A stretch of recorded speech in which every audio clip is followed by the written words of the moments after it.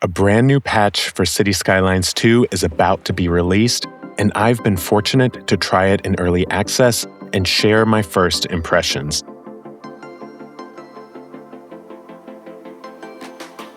According to the City Corner from Paradox, we've learned that citizen pathfinding is improved, as well as how citizens choose where to shop. They've warned that existing cities might see more, not enough customers, depending on how you've laid things out. But the most exciting changes are the visual updates. Iceflake Studios has overhauled the entire terrain rendering system. Just look at the difference in these before and after shots. You notice it in the grass textures. You'll see it along the water's edge. And you will certainly see it in the mountains and cliffs. These terrain changes will impact every map you load into the game. However, several of the vanilla maps have had an extra level of terrain enhancement through custom painting. These include Archipelago Haven, Twin Mountain, Great Highlands, River Delta, and Mountain Village. I'm absolutely in love with these cliff textures, including how they look in the snow. As if this wasn't enough, this patch also includes a new texture painting feature. Under the landscaping tools, you will find 4 new painting brushes, including dry, lush, dirt, and sand.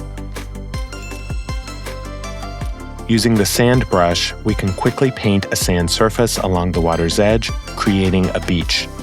I absolutely love how easy this is. So much faster and cleaner than using mods to create different layers, and no risk of accidentally deleting the surface. This new tool also comes with a variety of brush types, so you can change the shape of your brush. Mesa looks interesting, and I love how it creates little faded bits around the edge. There are also 5 mountain brushes with their own unique shapes. Another is called the Peak Brush. The rectangle brush does exactly what it sounds like, as does the triangle brush. It looks like we have 3 options called Tyndall brush.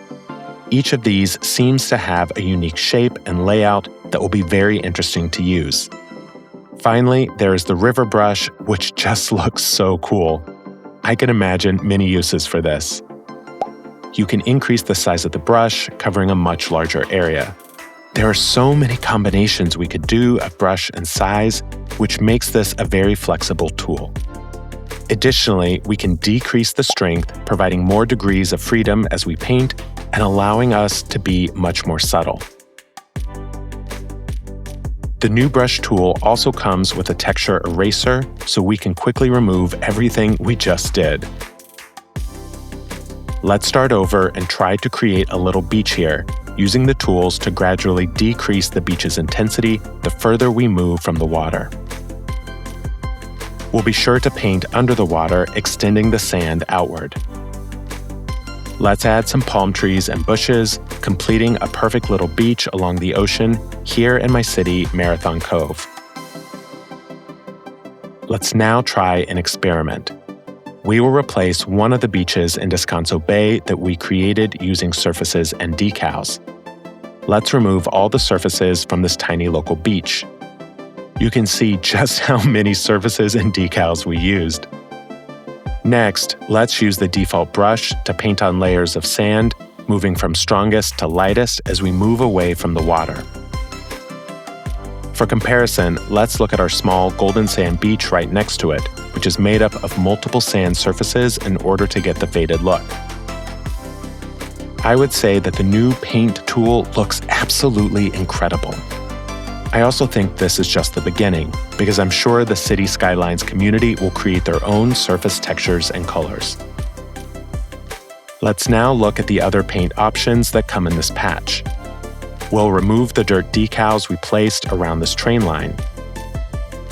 It looks like the dirt paint is a little bit darker and more brown than the sand. The dry paint is subtle, as if the grass has dried out from a lack of water. The lush is a bit darker green, but still not the vibrant, fake green that we see on the sidewalk grass. You can also see that there is an order to how these are layered down, with dry at the bottom, followed by lush, then dirt, and finally sand covering all of them. These tools are really terrific because we can create some dirty areas around the train line like I previously did using surfaces and decals. Now at the top of my wish list, I'd love to see some riverbed paintbrushes similar to the ones Sully had with his surfaces. I want to try another test. Let's turn to the concert pavilion and amphitheater we built in the last episode of Marathon Cove. We used surfaces to create the dirty paths in the aisles. Let's replace those using the new dirt paintbrush and see how it compares. I am absolutely loving this and think you will find these tools to be super easy and flexible. Let's now try something a bit more complex, but I am just going to be quick and random about it. We'll layer down some dirt, some dry paint, and also a bit of the lush. This area looks like a tiny little inlet. Maybe it has some water runoff from the mountains. The nice thing is that it is so easy to create. There is one more thing I want to try, creating a forest path. Let's use the lush paintbrush and create a winding trail that goes up the hill from the road through our nature reserve. We'll then remove the trees that are covering the trail to make it fully exposed. Once that is complete, we can go back in to fill in the open areas around the trail, making it look like this is a trail that is maintained by the preserve. And finally, we can use our invisible path to make this trail fully functional. Just trying these few experiments, I can imagine endless possibilities. I am sure the modding community will create new options for us, and I hope that Iceflake Studios continues to think about how to build off of this patch. I am very grateful to Paradox for providing me with early access to test this out. I would love to know what you think of the patch, so please share your reactions in the comments. While you are at it, give the video a like and subscribe to the channel for future updates. Thanks for watching. Class dismissed.